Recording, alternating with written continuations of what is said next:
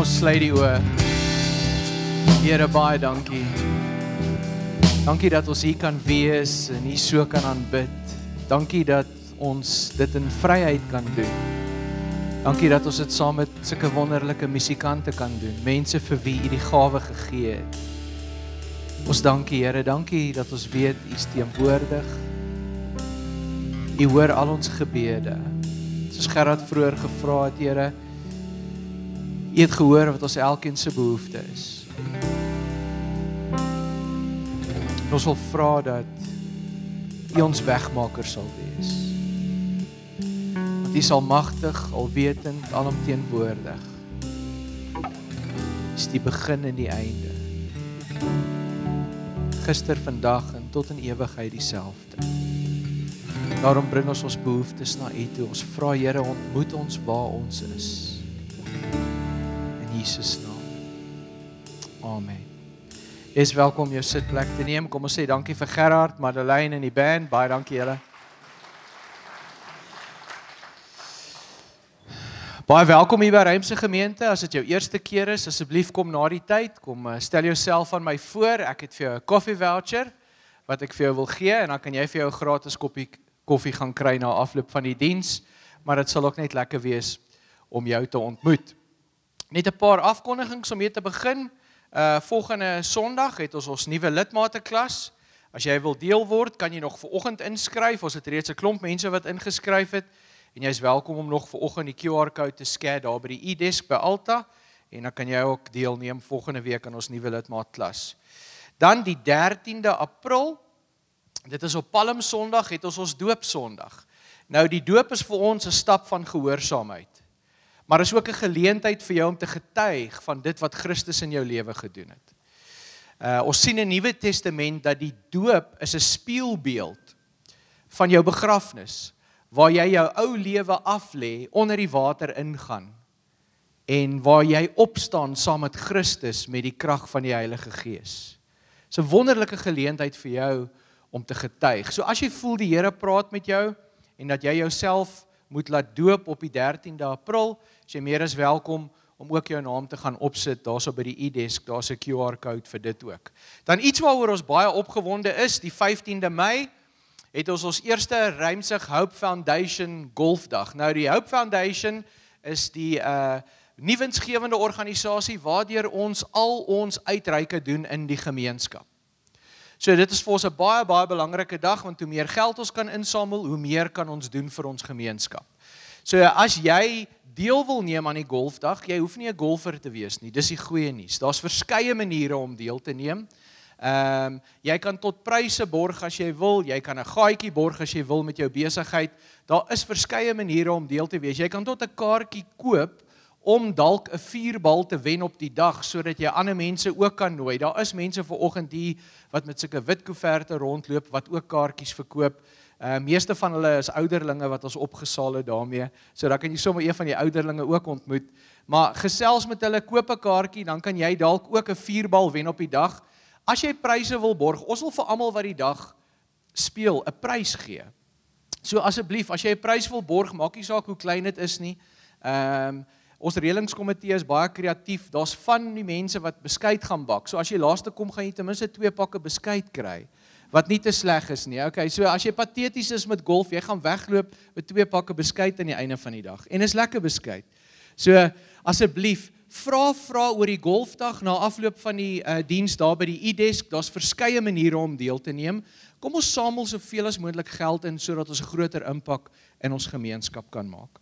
Ons is besig met ons reeks die lering van 'n rebel. En ek weet, dit is nie altyd lekker om daaraan te dink nie, maar Jesus was 'n rebel. En Jan het laasweek begin en hy het vir ons verduidelik hoekom Jesus gesien was as 'n rebel. En ek sal graag daarna wil verwys. In die eerste plek sien ons dat Jesus het die godsdienstige owerhede van sy dag uitgedaag. Die Sanhedrin, né? Hy het nogal die Fariseërs vasgevat. As jy gaan kyk na Matteus 23, dan sien jy hoe hy praat met die Fariseërs. En dis nie mooi woorde nie. Lukas 15 vers 1. Die sondaars en die tollenaars het 'n gewoonte gehad om na Jesus te gaan luister. Is dit nie interessant nie? Die heiligste mens wat nog ooit gelewe het en die grootste sondaars het welkom gevoel by hom. Hy het niemand geestelik geïntimideer nie, behalwe die wat gedink het, hulle is geestelik. Dit was Jesus. Ek bedoel, daar's kerke hier in ons omgewing, né, dat, jy weet, jy mag die leraars van die gemeente nie eers pla nie. Daar's een ou wat sê, jy doen afbreek aan my salwing, as jy naby my kom. Dis interessant. Ek dink nie dis wat Jesus gedoen het nie. Johannes 4. Jesus verbreek sosiale norme. Hy kuier saam met 'n Samaritaanse vrou, hy voer 'n gesprek saam met haar. Hy breek die reëls. Mense wat melaats is. Ons sien hy bevraagteken die Romeinse ryk. Hy praat van God se koninkryk. Hy praat glad nie van die Romeinse koninkryk nie. Hy sê daar is 'n groter koninkryk en hy sê jy moet daai koninkryk eerste soek. Dan sien ons hoe hy die rituele en die wette teëgestaan het van die Jode. Dis interessant. In Matteus 15 word Jesus aangevat deur die Fariseërs en sê, jou ouens was nie hulle hande voordat hulle eet nie. En dan sien ons hoe Jesus vir die Fariseërs sê, julle vat menslike wette en maak dit God se wette. En ek dink daar's baie van ons wat dit vandag doen. Ons moet pas op. Moenie kulturele menslike wette vat en sê dit is God se wette nie. Dis hoekom Jesus daardie rituele en daardie wette teenstaan.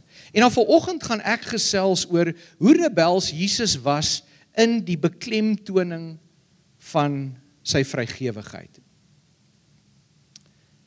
Ek wil begin met hierdie vraag, waaroor praat jy gereeld?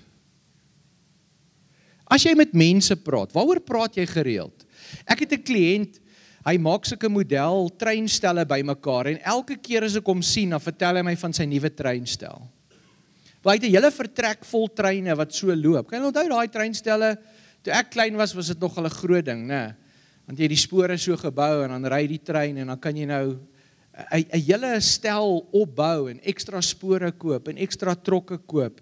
Hy praat die heeltyd daaroor. Ek het 'n ander ou wat ek ken, hy's in biking in en as jy met hom praat dan hoor jy net biking en die colours van die bike club en dit is al wat jy hoor as jy met hom praat. As jy met my praat, is dit 10-1 visvang. Jy kan nie 'n visser van mense wees as jy nie weet om vis te vang nie.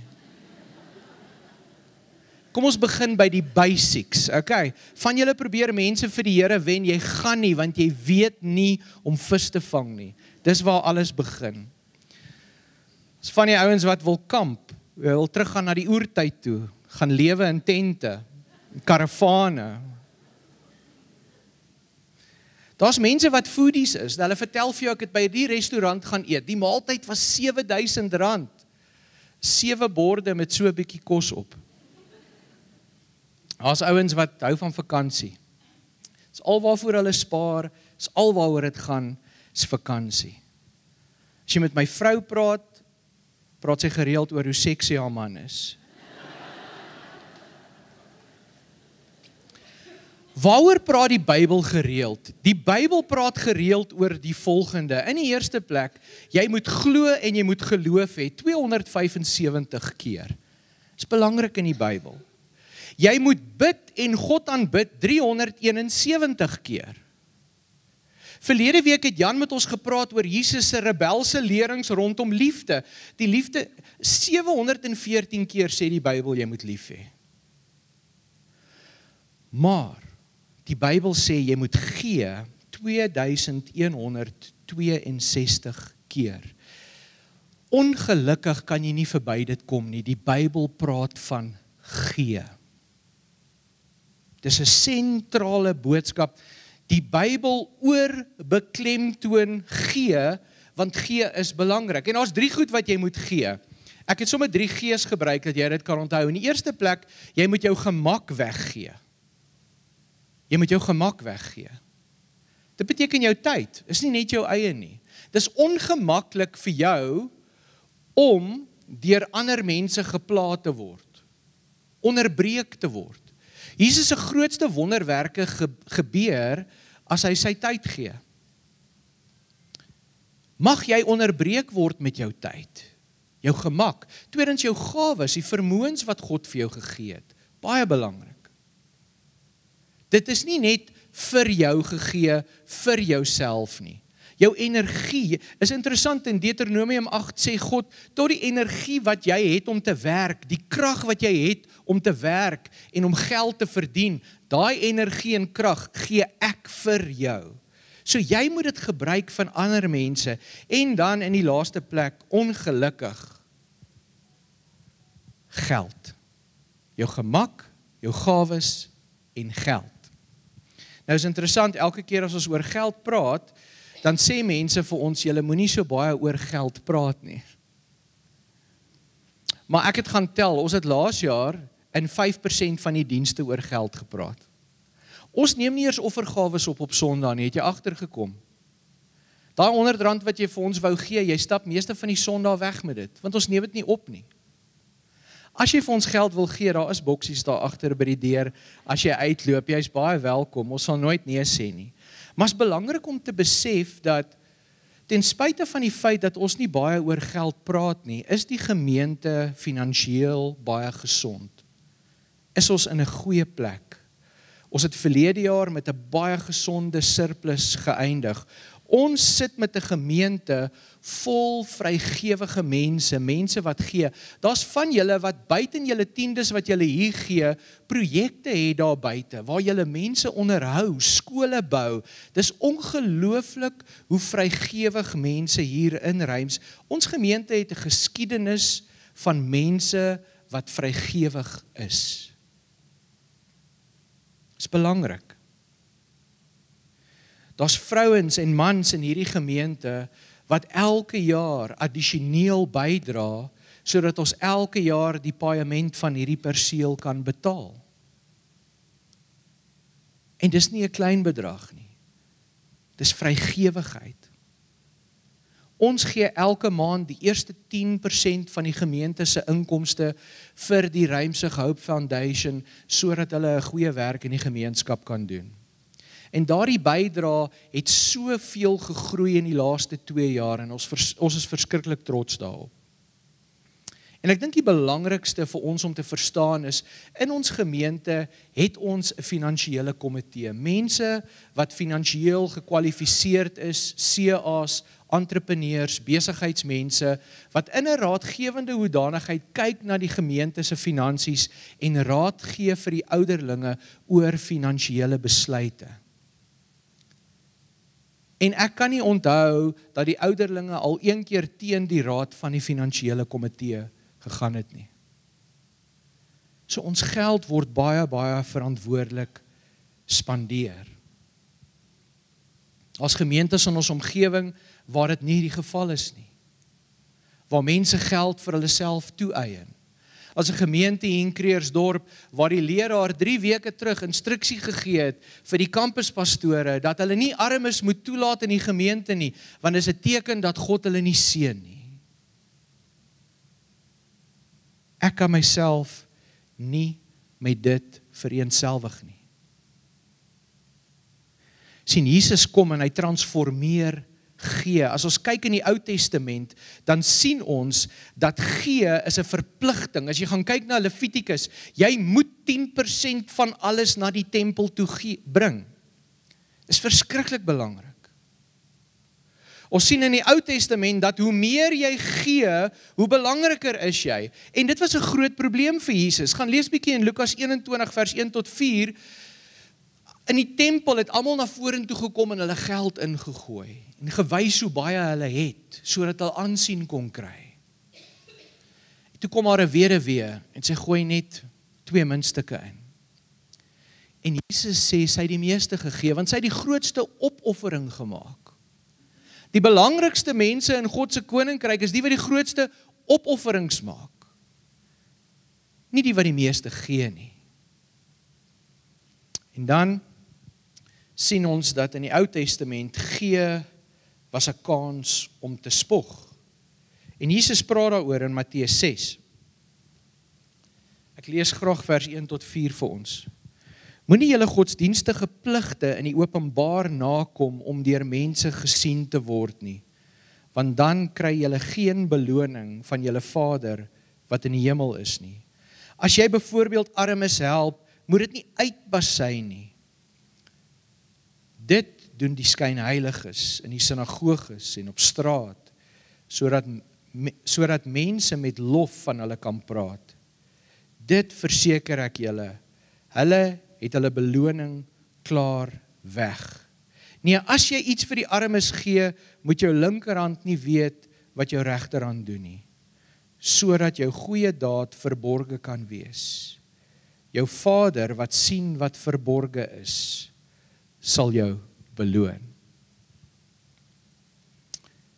Jesus kom en hy leer ons 'n lewe van vrygewigheid. Dis sy boodskap. En ek dink dis baie belangrik om te verstaan. Jesus sê nie dat gee 'n verpligting is nie, maar hy sê daar's 'n manier om te lewe en dit is 'n lewe van vrygewigheid. Is interessant, Matteus 10 vers 8. Dan doen die disippels al hierdie wonderwerke en hulle dryf die duiwels uit en hulle maak mense gesond. En dan sê Jesus hierdie vir hulle: verniet het julle ontvang en verniet moet julle gee. 'n lewe van vrygewigheid. Is verskriklik belangrik. In Lukas 12 vers 15 sê Jesus: pas op vir enige vorm van gierigheid. Moenie afhanklik wees van enige besittings nie. Wees eerder vrygewig. Jy sien, die rede hoekom Jesus ons leer van hierdie lewe van vrygewigheid is want God is 'n God wat gee. As ons kyk na Johannes 3 vers 16, want so lief het God die wêreld gehad, dat hy sy seun gegee het. In Lukas 12 vers 32 sê Jesus vir sy disippels: moenie vrees nie, julle klein gelowiges, want God het dit goed gedink om die koninkryk van God vir julle te gee. God is 'n God wat gee. En daarom reageer ons, en Jesus vra, maar omdat God 'n God is wat gee, gee jou hele lewe vir God. Gee alles vir hom. Jy plaas dit in die beste hande. Gee jou hele lewe vir hom. Markus 10 vers 17 tot 27 is daar die kontroversiële verhaal van die ryk jong man wat alles doen wat hy moet, en dan sê Jesus vir hom: jy kort nog een ding, gaan verkoop alles wat jy het, gee jou besittings vir die armes en kom volg my. Gee alles, jou hele lewe vir God. Dis hoekom Paulus in Romeine 12 vers 1 skryf: bring jou hele lewe as 'n offer aan God. Gee alles vir hom. Tot dit waarmee jy sukkel, tot jou sonde, alles, bring dit na hom toe. Hy is die een wat jou kan help. Sien, Jesus leer ons baie mooi dat gee wys wat vir jou belangrik is.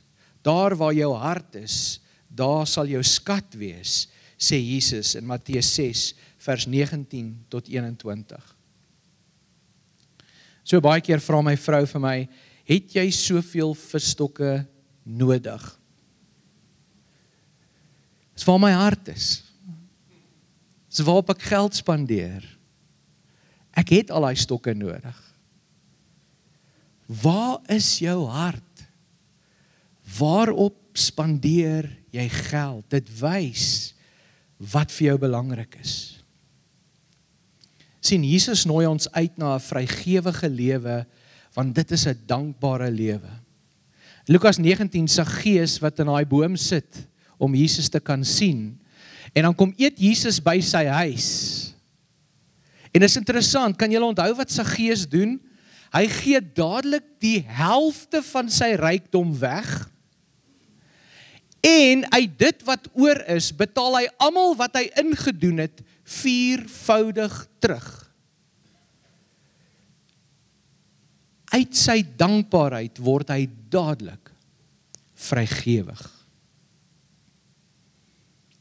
En iets wat my en jou altyd moet bybly, is dat 'n vrygewige lewe word deur God onderhou.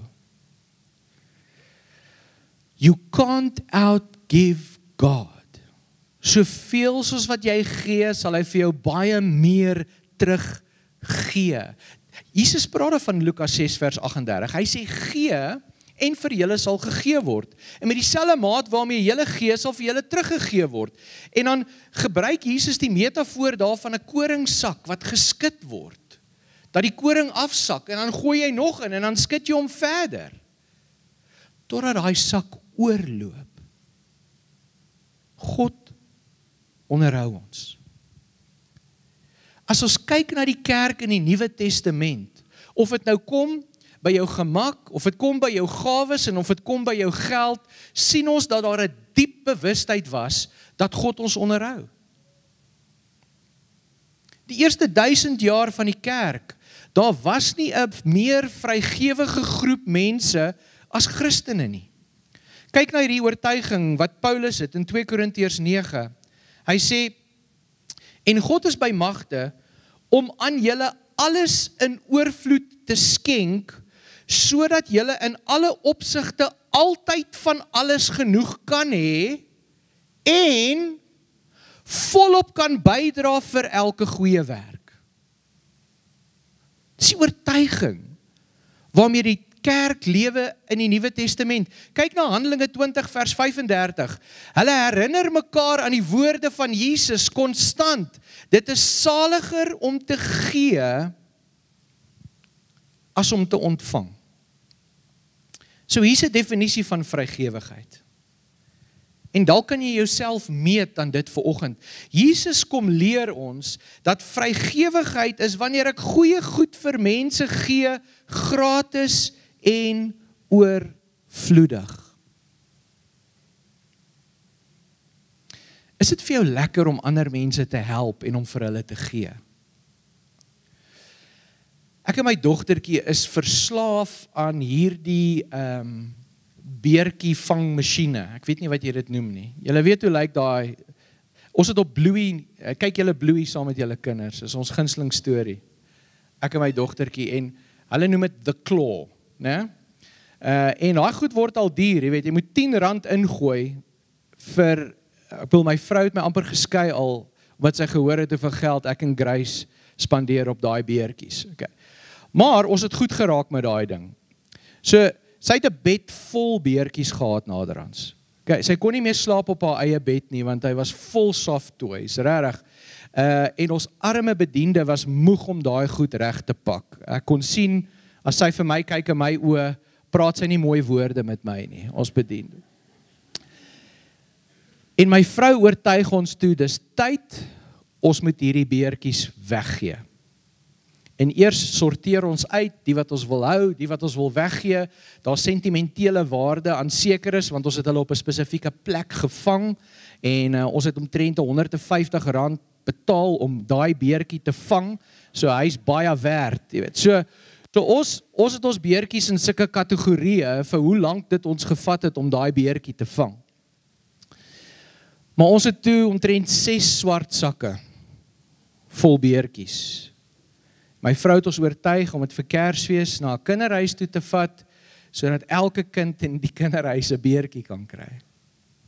En hulle het almal een gekry. Want dis hoe baie daar was. Maar ek sal nooit vergeet toe hulle vir ons foto's stuur van hierdie beertjies nie. Saam met die kinders. En my dogtertjie sien die foto's en sy sien die glimlagte op hierdie kinders se gesigte. Die uitdrukking op haar gesig, ek kan nie woorde vir dit gee nie. Dit is 'n diep vervulling op daai oomblik, toe sy sien hoe hierdie klein kinders haar beertjies vashou. En dis hoekom Ronald Rolheiser sê, if we act like God, we get to feel like God. As ek vrygewig lewe soos God, dan begin ek voel soos God. Dis hoekom God homself vir ons bly gee, want dit is vervullend om konstant vir ander mense te gee. Nou baie mense kom vra ons, Gee vir ons 'n riglyn, Herman, hoeveel moet ek gee? En Paulus gee vir ons 'n baie mooi riglyn in 1 Korintiërs 16 vers 1 tot 2. Kyk, daar's baie debatte in Christelike kringe oor, is die 10de nog geldig van die Ou Testament en hoeveel moet ons gee?